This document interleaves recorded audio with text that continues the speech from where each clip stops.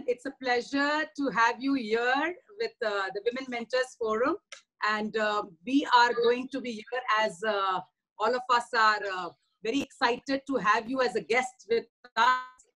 And, our mentor translated into doing the mentoring walk for the last 2 years together, and then now looking at having a created robust mentoring activities. So I'll just share, about the Women Mentors Forum. So remember in the year 2014 when the Global the Bank of America actually sponsored the Vital Voices walk, and that was the time when I really made it big, and we had 125 women professionals and entrepreneurs, and we came together. And after that, I just created a WhatsApp group, and it became such an inspiring thing for everybody to pay it forward. And it's been 6 years, it's the 6th year now, and the Women Mentors Forum actually got its birth then. So very interestingly, over the last 6 years, we've been engaged into peer mentoring, mentor-mentee relationships. We do 2 mentoring walks a month, every month. Can you imagine? Wow. Almost like 30 to 35 of us every morning. Without making an effort, we come, we talk, we allow women within our fraternity to come and share, talk after do that walk. So it's quite enriching that we also moved on to doing girls level in the community with the government schools. We do our regular success stories. We do an accelerator program also to make sure that the young mentees get a startup kind of an opportunity. We connect them with mentors who can actually enable them. So while it all started with the professional women and entrepreneurs, today we've moved on to even taking it to the homemakers, whom I no more call them as homemakers or home managers. I have completely coined a whole new name for them, that is home leaders. And why I call them as home leaders? Because they have been invested by the society in them, in their education. They are exposed to a good background in terms of knowing, understanding, nurturing a good family. And they do have this ambition to now make it while they have served the family needs and everything. So we have started investing in these women who are actually very capable. So very interestingly, we've tried to make it very inclusive and touch upon a lot of women. So the idea again was finding your purpose, completely looking at your goals, your short-term, mid-term, long-term goals, revisiting them, the mentor, revisit their goals, find the purpose ongoingly.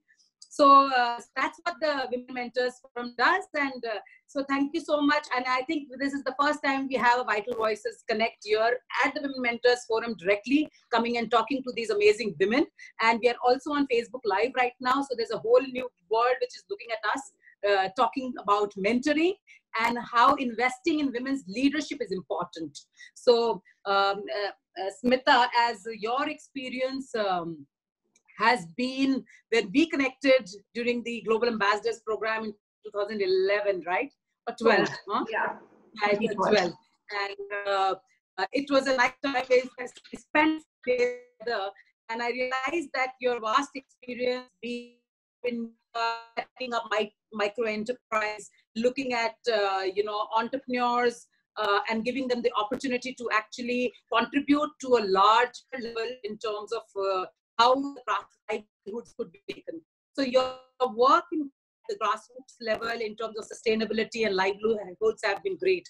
And while you've been also contributing to the government and making sure that the fortification of foods and looking at these areas too. So I would like to hear from you what over a period of time that you have felt, because you work with people at different levels and the strata. So what do you feel is now really important when we are again revisiting what our purpose is? And now on to you, Smita. Yeah. Thanks, Archana. I think firstly, just the fact that we're coming together for a conversation like this is, is a testament to the connection we made, to the mentoring we've received, and our commitment over time to pay it forward and, to kind of share what we have learned with other people. And it's really about sharing experiences. It's not about teaching anybody anything.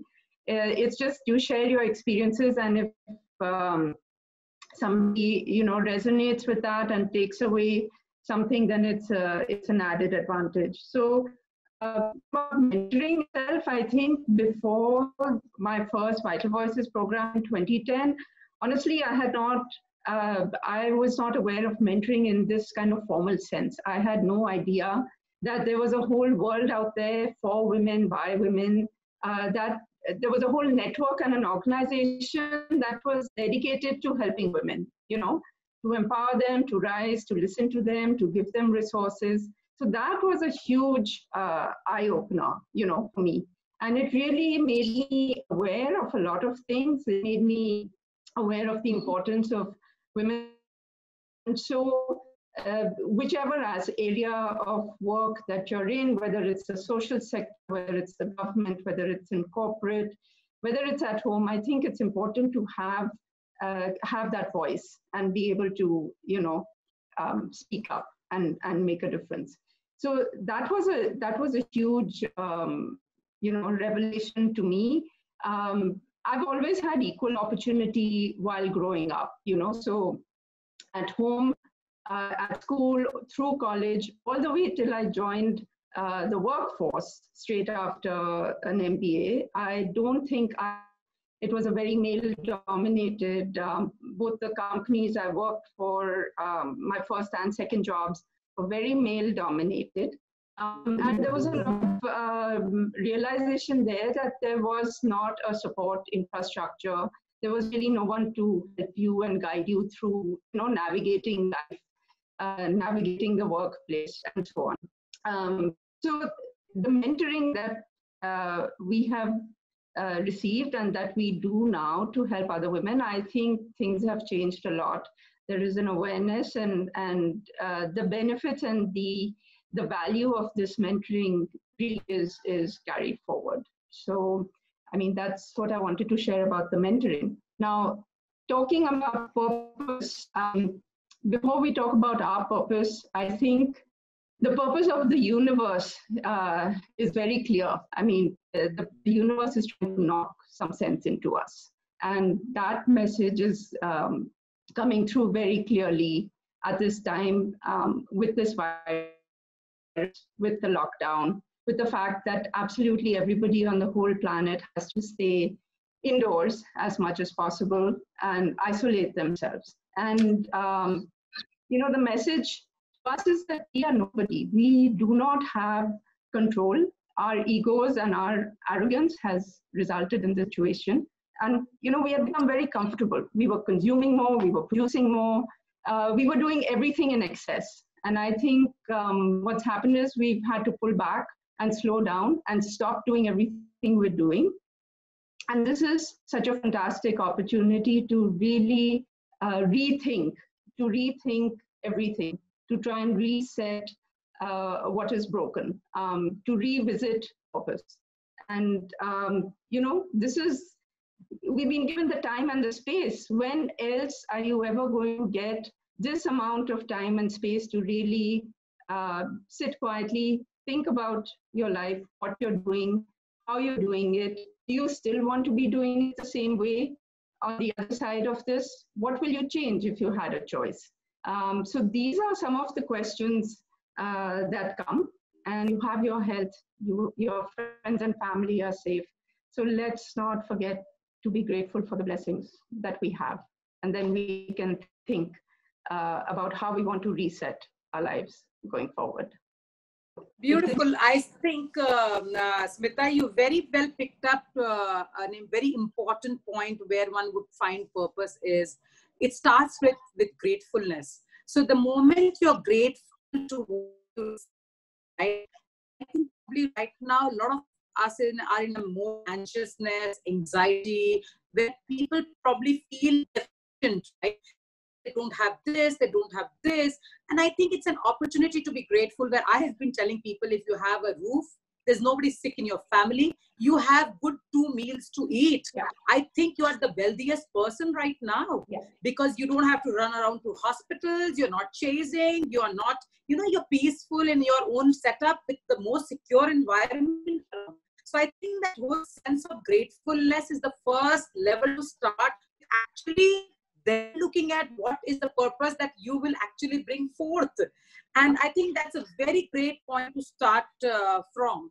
So we've been talking, because when we talk about all the negativity, it actually manifests in a very manner, it disallows creativity. Somewhere creativity gets curbed in that whole space. So I think a lot of us are, because even if we are professionals and entrepreneurs, we are ultimately homemakers. So I feel women have a very important role to play in the family, where a lot of men probably, it's always said that women are more emotionally stable, more strong, more resilient, more adaptive, because of all the various reasons of the hormonal kind of infrastructure that we have. So I think it's a very important time to keep the family balanced, having their spouses being, taken care, in terms of really getting them to feel the gratefulness of life. So I think it's very good to now, this probably will take on to the next part, which is to look at rethinking and remaking infrastructures for 2040. Consider, because we've disrupted. Now this is completely disruption, because we became so fond of the word disruption. We were liking nice startup models are in, businesses ho rahe hain, new, the Swiggies and the Ubers. So we were already, the digital revolution had already started, the industrial revolution. So it's not that it's not new to us. The Western world had already picked up. So now it's about, again, rethinking about what our infrastructures are going to be. So while people have been talking about eating local, selling local, consuming locally, you have worked closely with the grassroots level and with micro enterprises. So a lot of our entrepreneurs who are here are working at the level of the community. So where would you see, what kind of infrastructures we need to make for the future, where we can have a more sustainable, self-sufficient lifestyle? Thanks, Archana. So I think when the lockdown happened, it really brought two very critical facts. One is that actually you need very little when you're at home. As long as you have food on the table, you really, and through this 6 weeks, 8 weeks of lockdown, how many of your clothes have you worn? How many of the things in your house have you used? You need very little, really. And that's the way it's to be till we started consuming more and more and more. The second thing that really hit home is that when things were not available, what were the things you needed? I mean, you needed food on the table.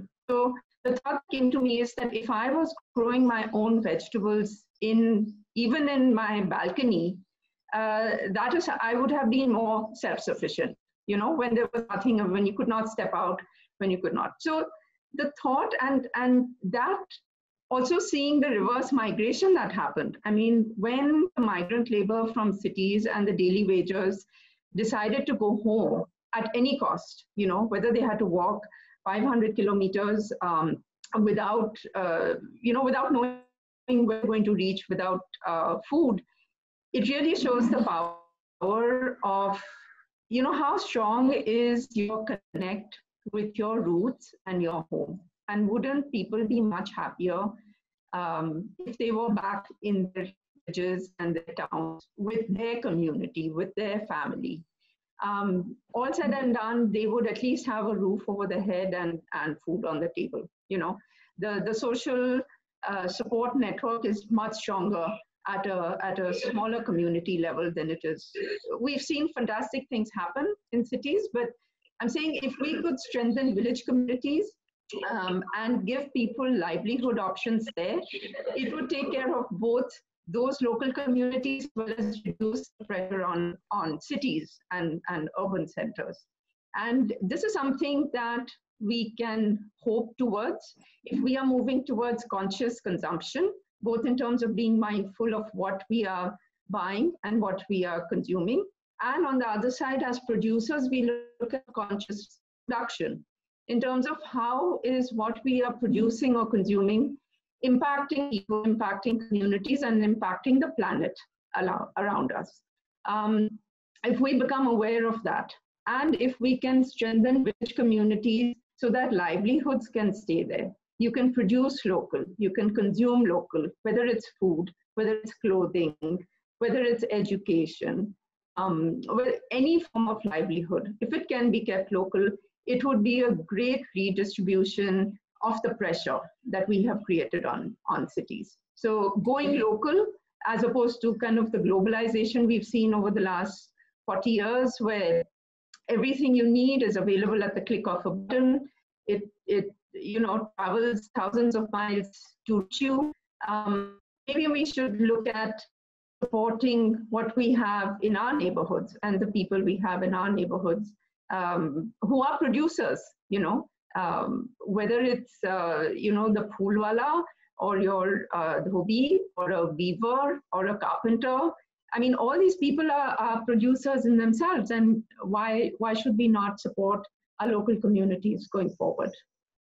So beautiful. So Smita, while we started from gratefulness and the purpose, you're talking about the circular economy kind of thing, which is more self-reliant. Yeah. You're talking about you consuming, within the infrastructure that we have, which allows less pressure on cities, because I'm sure all the migrant laborers, they're much happier, you're right about it, staying in their own villages with their roots rather than going and working, kilometers away from their home in very stringent kind of life, small kind of setups. So very interesting. Now, when you look at these two aspects, the local and the digital.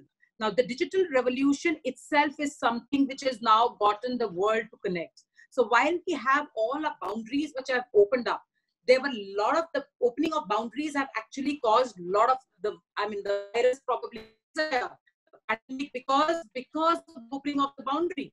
Now, if we are looking at the opening of the boundary, the digital has allowed access of information to know-how, to technology that can enable a lot of action. And on the other hand, we are talking about completely a self-sustainable system whereby we are more comfortable supporting our own community and our people, right? And not taking that pressure on us. So when we look at these two, parallel ecosystems that would exist, where do you see they hands? Because what I understand is the whole capitalistic approach will definitely, while the stress on the planet we are talking about, so consumption will get really coming down. So while the consumption is going to go down, there's a whole new rethinking that's required. So where do you see the two going together, and where do people find their purpose there? Because we are already used to a particular lifestyle, right? Yeah, so I think they actually go together. I mean, digital is not is now very much an intrinsic part of our lives. It's not, you and I have lived through analog and come to digital, but the entire population below 30 not know life or digital at all. So it's a different. It is part of the lives of every single person, whether you are urban or rural. There is absolutely nobody who is not touched by technology. Even if you just take your mobile phone, and even people in below poverty line carry a mobile phone, even if they're only receiving messages or calls. So I think that is a great enabler. It is what has helped us work from home. It is what has helped us reach out to people. It is what is helping connect the urban and rural divide. So today, when we are trying to help people while not leaving our homes, we're being able to do it, whether it's in your own city, whether it's in your own neighborhood, whether it's in a remote craft cluster 1,000 miles away. It's technology that is enabling this connect. It's enabling sales. It's enabling collaboration. It's enabling participation in the economy even as everything is shut down. So it is here to stay. There is absolutely no getting away from it. So I think it only brings us closer. It enables localization that we're talking about, because it can let people stay where they are and still be connected to markets that are far away from them. So Smita, I have a question here from Surbhi Bhalla, who's the Deputy Director of CII at New Delhi. And she says, can we help social enterprises sustain businesses and create an income stream for us too? So that's where that question comes from. So create an income stream for the entrepreneur? So can we help social enterprises sustain businesses, which means, the craft community or whatever, and create an income stream for us too? Yes, of course. I mean, absolutely. Because the point is that as a facilitator, the point is that the dots still need to be connected, right? You can create an income stream by being a platform. You can create an income stream by being a trainer. You can create an income stream by, giving access to market. So you can take on different roles that the craftsperson or the social entrepreneur at a grassroots level cannot do.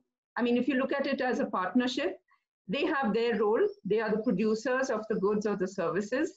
And you bring to the table something else. You can bring access to finance. You can bring access to market. You can bring mentoring. So it's absolutely possible. That is how the model works. And, because no one can do it alone. This is all about collaboration and connecting the dots. So Smita, people have been talking about that, there will be much less spending in terms of things which are not utilitarian, right? So which are not a part of our daily utilities. So when we look at crafts, probably there's a lot of luxury, sustainable luxury that's attached to it. I know it's going to have some beautiful future. How the next months that we're looking at, while these are not going to be the areas where people are going to be putting in their money, so which would actually block the whole supply chain and the whole grassroots economy is going to be, which is the unorganized sector of India, which is large, very large. Talk about the creative industries, our musicians, our people there. I know a lot of the people have gone online, but presently online also seen that the money transaction is not that high right now because of the uncertainty that is there. So what do you look at in terms of the kind of feelers that you've got, that how soon things are going to be looking like, where it will pick up? So the reality is we're just at the beginning of this, companies are still, so with zero sales right now, pretty much most companies are going to report zero sales this quarter. As the lockdown gradually opens, we can start looking at some level of sales. So if companies are not making revenue and not making profit, they are laying off people. This is a reality. People are losing jobs. People are taking salary cuts. So things are not going to get better for a while. We don't know how long it's going to take, but I mean, I see this really as a 2-year cycle, till we are back to some level of normalcy. But having said that, there are a lot of efforts that are on the craft sector. For the first time, hundreds of social enterprises, aggregators, designers, everyone involved in the craft sector is actually coming together under one umbrella to try and help artisans who are sitting on either inventory and need to find markets for it, or on the other hand, there are artisans who are sitting without any work and need work. So there is a outreach to try and find ways to help them, so it is happening. I think it's early days. A lot of effort will be needed, but there are a lot of people that are working on this. And initially, yes, it's online, but as we go along, hopefully, we can go back to, once shipping starts, I think, once couriers and shipping starts, I think we will see some change. Right, Smita. So we'll go back to our purpose. So I understand that, the planet is what we are all talking about, that we all need to serve the planet now, right? Because I think we've drawn too much from it already. So we all are saying that, we have consumed the amount of consumption in the last decades has happened as if we needed 5 more planets to serve, right? So which means it's a completely drainage. And I think that's why nature has given this big halt and call for, rejuvenating itself.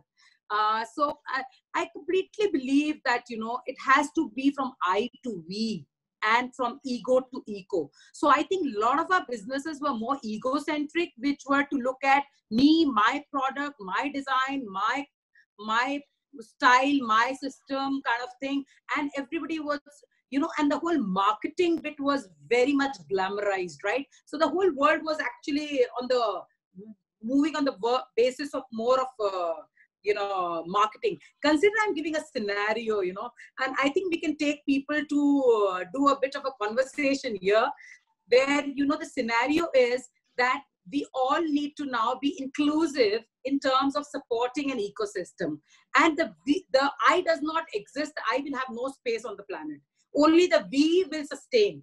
The we will get, the power. It's like, God's blessing. If you're thinking for everybody, you're going to be blessed, right? And I think a lot of our religions have been teaching us that Vasudhaiva Kutumbakam, right? And we've been healing about the world, the planet.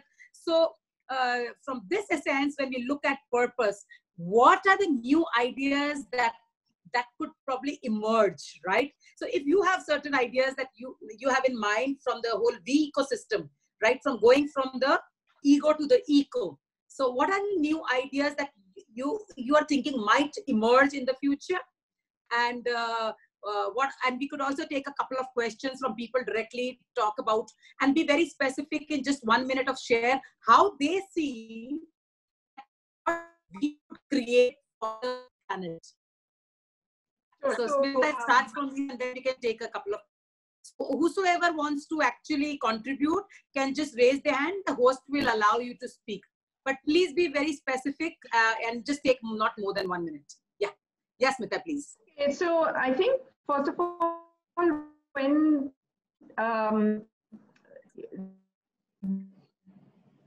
the reason, even it's something that people are starting to think about now, even if they haven't thought about it earlier. And when you don't have purpose, you feel both helpless and hopeless. Having a purpose gives you to get up in the morning. It gives you something to look forward to. It aligns you to something. It aligns you internally to something that you're doing on a daily basis externally. So you can look at multiple levels. I mean, you look at your own your purpose as an individual. What are the learnings? What are the lessons that you're here to learn? What gives you joy when rethinking or reevaluating? What is that you would really like to be doing on a daily basis? What is it that you want to be remembered for? So when you move to as a community, and when we're talking about moving from I think within a community becomes equally important, because we are social, we are interconnected. And I think the nature of us being interconnected is really being shown to us, in the most transparent and drastic way. And when we, and it's one thing I've seen, Archana, is that everybody, whether you're locked in your house or irrespective of your age or financial status or anything, absolutely everybody can contribute in some way and help each other in some way. And that is the beauty of, what I've seen. So whether it's, I know, like, where my parents live, in that apartment, my mother has stepped up to be, the support resource person for her building and her tower. So she knows every neighbor, she's connected, they call her out for support. She's sending food to neighbors. So it's not that if you're a senior citizen living alone, you are helpless and only the one receiving, People are making 4 chapatis extra and sending it out to the slums in their neighborhood, So there is something that absolutely everybody can do. And maybe it's something as small as that can be your purpose for the day. Everything doesn't have to be about, saving the world and finding global peace. So lovely, Smita. What you said was on a daily basis. So you need to find your purpose for the day. So if every day is purposeful, will the future be purposeful? Generally, we try, I need to do 10 years from now. What is the bigger picture I'm going to create? And I think we lose out because we have no control over what's going to happen tomorrow. So I think you very beautifully pointed out, I think making each day purposeful, contributing to people's life. I think sharing is a great purpose, I felt. The joy of sharing is a great amount of giving that I strongly feel. And I think, how we are giving to people around us. And I think that whole giving ecosystem will create a lot of abundance. And, I'm just getting this little insight and spark in my eyes that, there's so much of giving that can happen and will create a huge amount of abundance. And I think we are always trying to see from the old pattern, oh, am I going to get money for it? Will I get some money for it?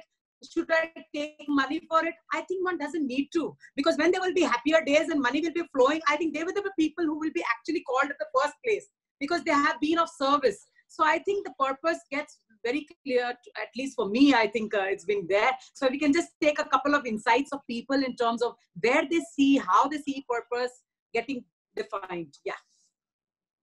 Sure. Anybody wants to share?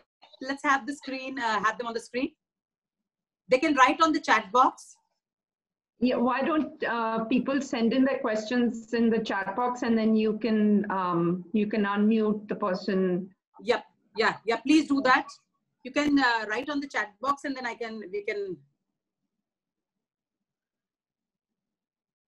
There is while people are sending in their questions, there is one infographic that I wanted to share about Ikigai, which is the Japanese philosophy of finding your purpose.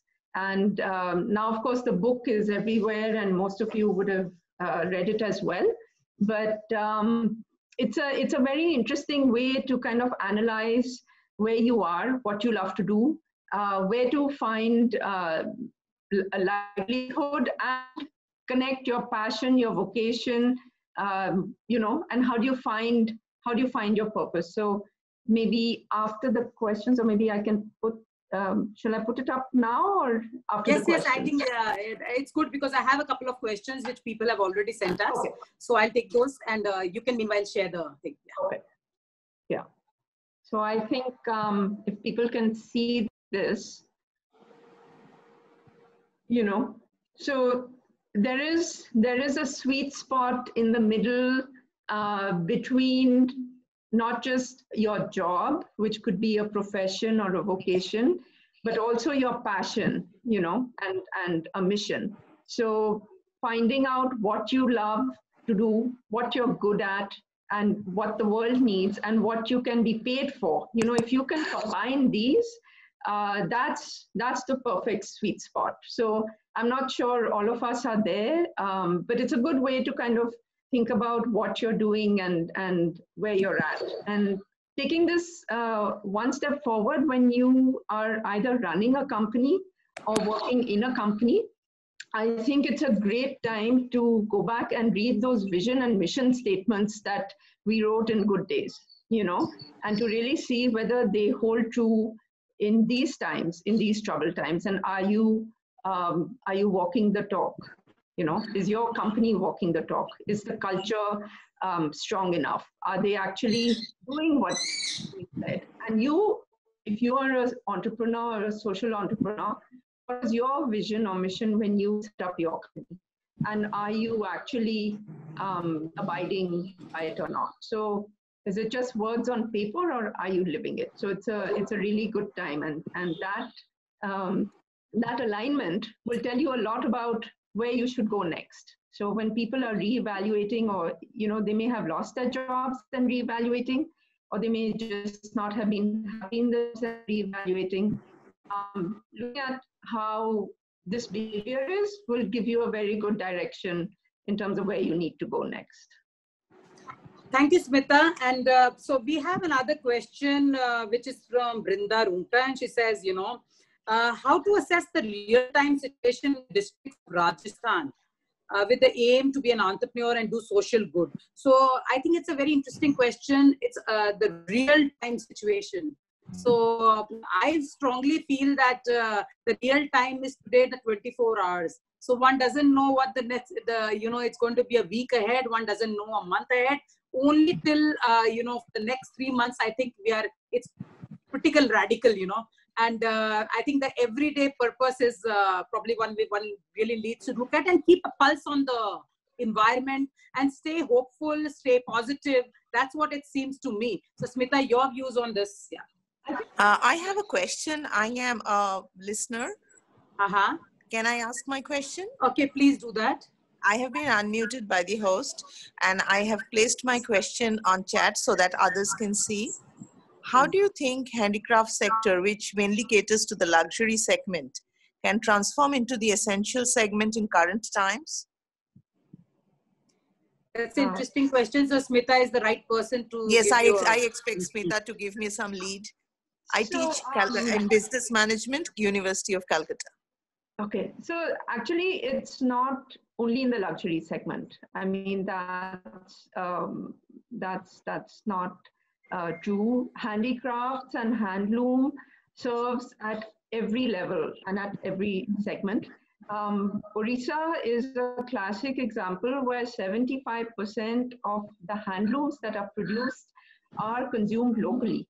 They do not even leave the state. The local people are still wearing their local textiles. So 75% is consumed locally within the community that makes it and that it's for. And there is craft available at absolutely every level. So if you look at KVIC upwards all the way to luxury handicraft, there is something for everybody. No doubt there is a challenge, but the challenge is across all of retail. Today, the challenge is not just for handloom and handicraft. We're talking about handloom and handicraft because there are producers, there are artisans, there are craftspeople who are also people who are impacted, who are at the other end of this. We are not talking about factories churning out, thousands of pieces.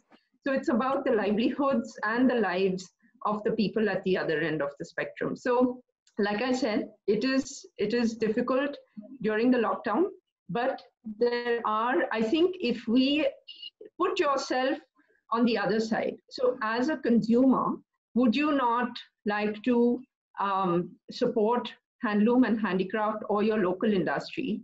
So the next time you're looking to buy something, why not look at something that has been made in this way, rather than buying something that is machine made.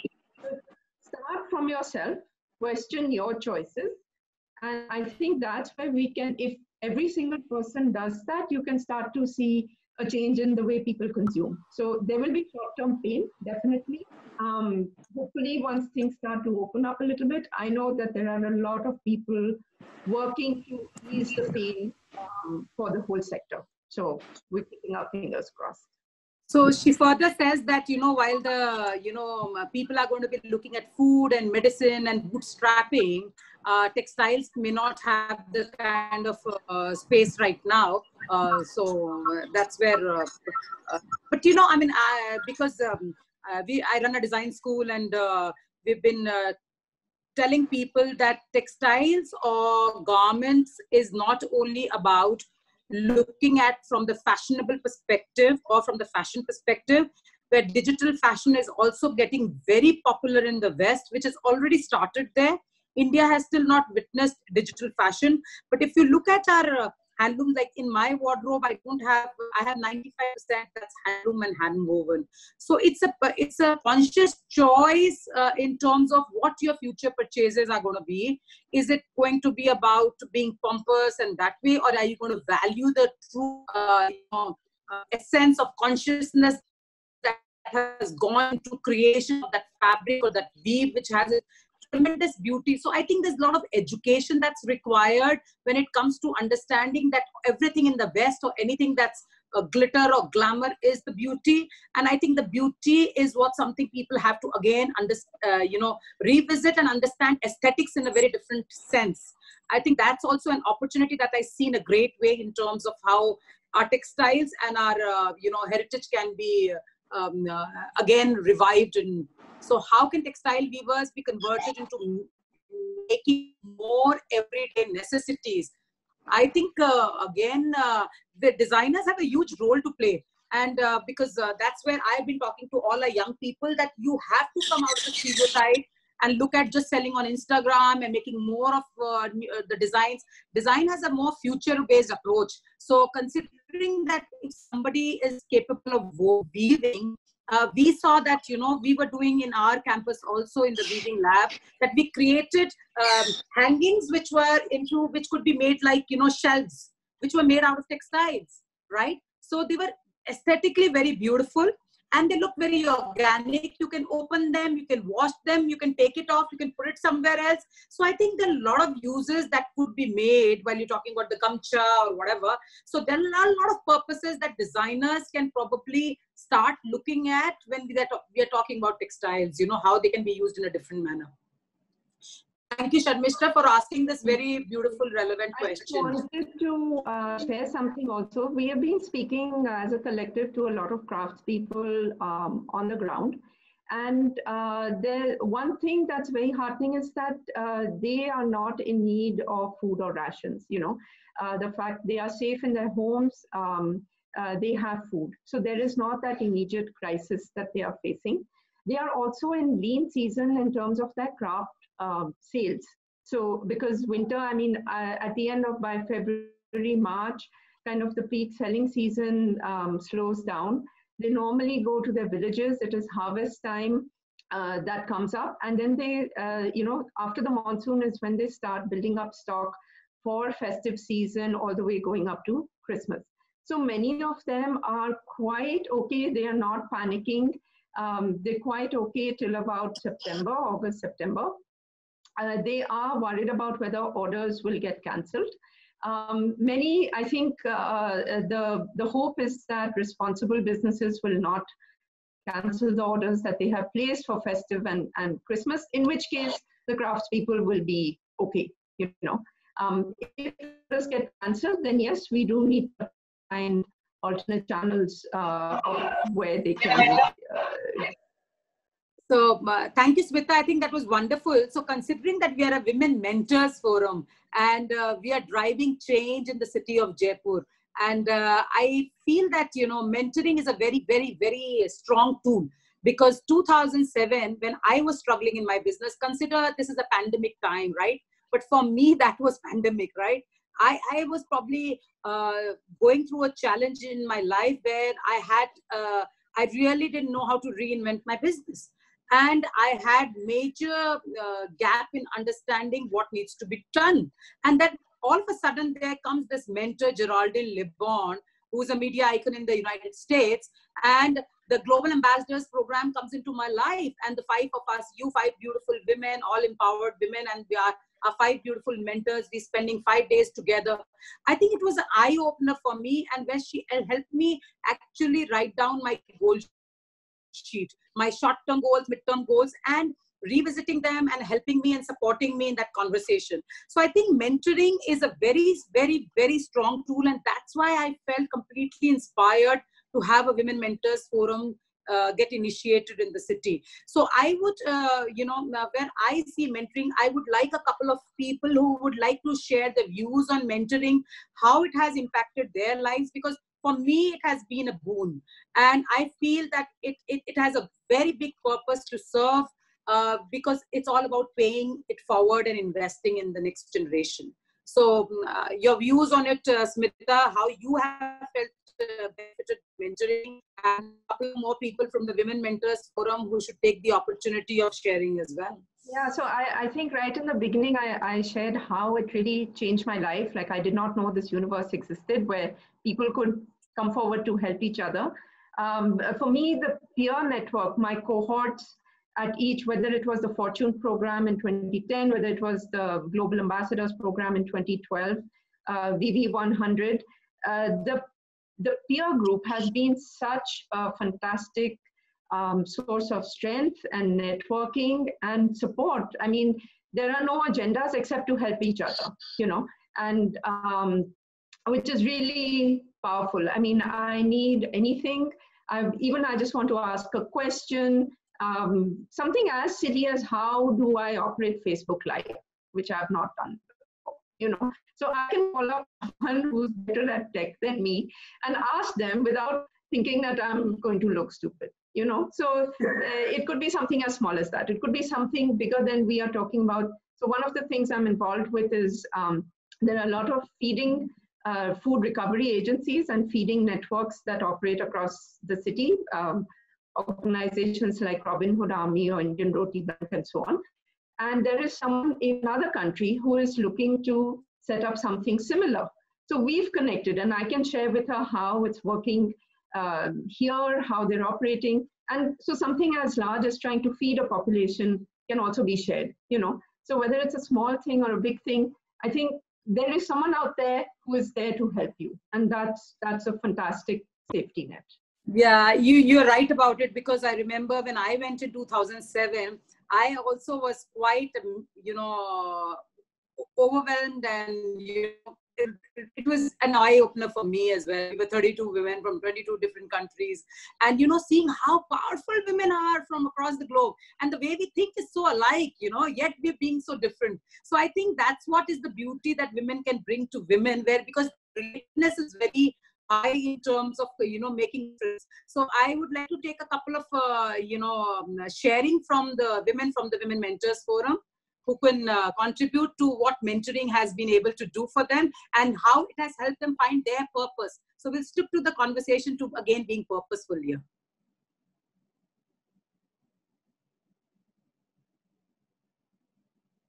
I think Tarini Mathur is putting her hand up. Okay. Yeah. Good evening, everyone, and thank you, Smita ji, for such an enlightening time for the understanding the purpose of someone. And I believe our scriptures from all over, any scripture that you can take up is always speaking of helping others, contributing to other people's lives, and that is the only way you yourself and the society can go forward. Mentoring, and especially WMF, has brought a huge change in my own perspective. I have been here only for the last 2 years, and it has really changed my own viewpoint, because I meet such accomplished women every time, and it encourages me, inspires me to be my best every day. As you said, finding the purpose every day. So that has been a real change in my life. Thank you again. Thank you, Meeta, for sharing this. And, you know, and I can see that each one of you is shaping Jaipur towards mentoring. We have a mandate that let's have every woman in her life be impacted by mentoring. So anybody else who wants to share? Any other questions? People seem to be really awed today that, you know, the conversation has actually answered a lot of their inner insights. So they're all reflective, and I think they have no questions. So I have a couple of more questions which people have sent across. So just to, I'm going to read them out so that, you know, nobody feels that their question is not, we've largely covered all the answers. So Nilofer has asked that lockdown, after lockdown, what should be my marketing strategy to get going, right? Samriddhi Parikh is saying that there is no limit to doing best. How to get this success, right? Surbhi, we've already taken a question. So somebody is asking that, you know, how to increase the, you know, on the YouTube, how to create the more further impact. And Chetna from Hyderabad is saying that, how can we mold ourselves for this new situation that we are in? Does it call for a beginning of a new evolved strategy? Whereas Adesh ji is saying that I'm in my late mid-career and one needs to reinvent oneself. So what should one focus on? So very beautifully, while you, Smita, you talked about your mother and how she actually has made a difference in the community. I think that's an opportunity for Adesh ji. Nilofer, I think we've talked about the marketing strategy. She works in the grassroots. She works with a lot of artisans. She does sustainable luxury. So that's where her question comes from. And so this is very interesting. There is no limit to doing best. How you get this success? That's interesting. So the purpose, finding its connection with success, is pretty interesting as a question. Well, you have to define what you mean by success. What does success mean to you? I mean, for someone who's doesn't have food to eat, success is simply getting the next meal, you know. For someone who has the virus, success is getting better. So I don't think, you know, we need to rethink all our definitions. Why are we still thinking of success as monetary success and climbing the corporate ladder and possessions and, you know, fame and status? I think we, you know, rethink that. If success should mean you are aligned inside in terms of what you're doing with what you're doing outside. And are you at peace? Are you happy? Are you happy with the choices that you've made? You know, that would be success. And if you change your definition of success, I don't think this question will come up. Yeah, that's wonderful. I think that's very insightful and it's very personal. I think success is not about a benchmark that somebody else has set. It's a benchmark that you have set for yourself. And I think what is your bandwidth to get into that kind of success? Yeah. So thank you so much, Smita. And we have a question from Neena Khanna. She's from Delhi. Can we have Neena ji on the screen to actually ask a question right away directly? That's more to do with the... I think she is on. So her question is that, can we unmute Neena ji and put her on screen to have her question? Okay, so her question is that, you know, with the festivities coming over, do you see with the COVID that the spending on the, you know, on the festivities and the purchases is going to go down this year? Well, it could go either way. You know, on the one hand, if we're going into an economic recession and people have to tighten their belts because their own personal financial situation is not what it was, then we will see lower spending. But Indians don't wait for celebrations to spend. I mean, every day there is, you know, something to celebrate, and there's a festival, and whether it's food or clothes or meeting friends or family, it doesn't take much for us to go out and celebrate, right? So I think the minute kind of the lockdown eases up a little bit, you know, people will be happy to be, it's like you're being let out of jail. So I do see people just making up a little bit for lost time, but we still need to be careful. And hopefully, you know, when we are going out and spending, we're mindful of where we're spending and how we're spending. So I would really like to hope that we do things a little differently. I like you said that it could go the other way around because Indians are unpredictable, you know. So very interesting as you said this, that, you know, I just heard this conversation that, you know, we do a lot of our buying because when you're depressed, yeah.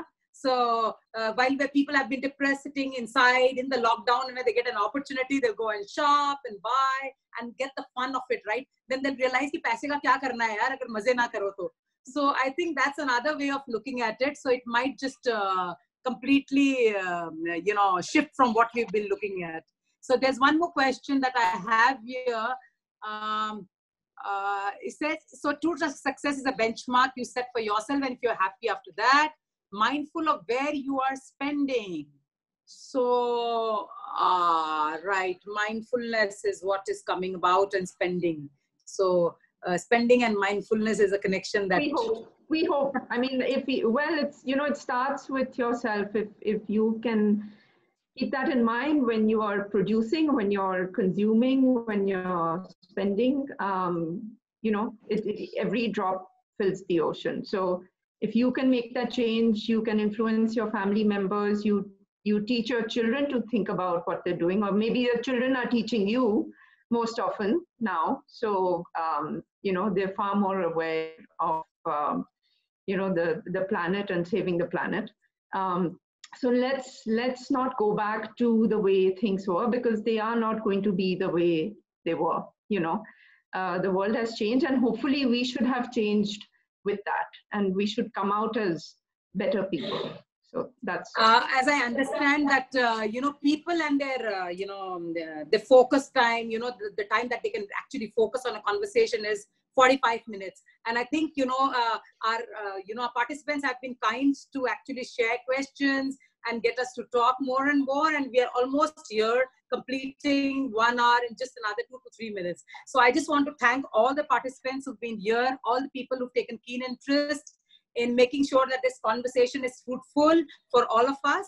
And I think, Smita, I really want to acknowledge you for all the different perspectives that we have come up with. So we started with, how mentoring has changed our lives, how gratefulness has a very strong connection with purpose, and the gratefulness of where we are right now, where it's just perfect. So Amir Khan ne bola tha, all is well. I think somewhere we need to acknowledge that. Aur fir wo bolta hai, main hoon na. So everybody can say that just Shahrukh Khan ka dialogue hai, main hoon na. So we can also be in that space, So when it comes to being at service. So I think being of service is very important when we talk about being in purpose.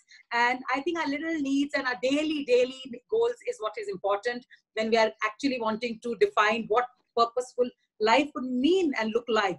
And it was very interesting that, the joy of sharing is what is so beautiful. And I think we both today have come together, and all our people here today with the joy of sharing, but there's somebody there to listen, and there's somebody who's receiving at the receiving end. Koi bolne wala hai to koi sunne wala bhi hai. Sunne wale nahi hote to bolne wale kya karte. So I think that's an interesting way of looking at how the little purposes that we found right now. And I think it was, for me, it was completely an eye-opener in terms of a lot of things, because I was also thinking the business aspect, this and me and what I need to do. But the whole conversation has really just, it has demystified for me right now. It's just daily. So I was just, thinking that when I started Arch in the year 2000 with just 2 rooms from my house, I had no money, I had nothing. And how did I make it? I think that the whole purpose to serve and make a difference to people's lives is what got me here. I didn't have a godfather. I didn't have an investor, nor do I have today. But the beauty is that each student who's passed out is an investor in me. Similarly, to the Women Mentors Forum, they are the investors in this work. They are serving. They are the one who's investing themselves fully into making this purpose meaningful. So thank you so much, Smita, for you being here with us. I enjoyed the conversation.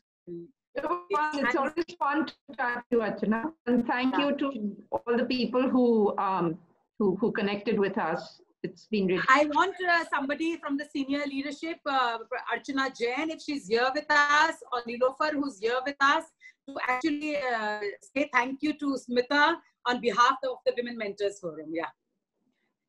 Could we take the opportunity? Nilofer, could you say thanks to Smita? Hello, good evening, Smita ji and everybody. This was such a wonderful conversation we had just now. And thank you so much for taking out the precious time and address the Mentor Forum. And Archana ji, thank you so much for this lovely session. I really enjoyed each and every word which we discussed here. And it was really, really insightful. Thank you so much, all of you. Thank you so much.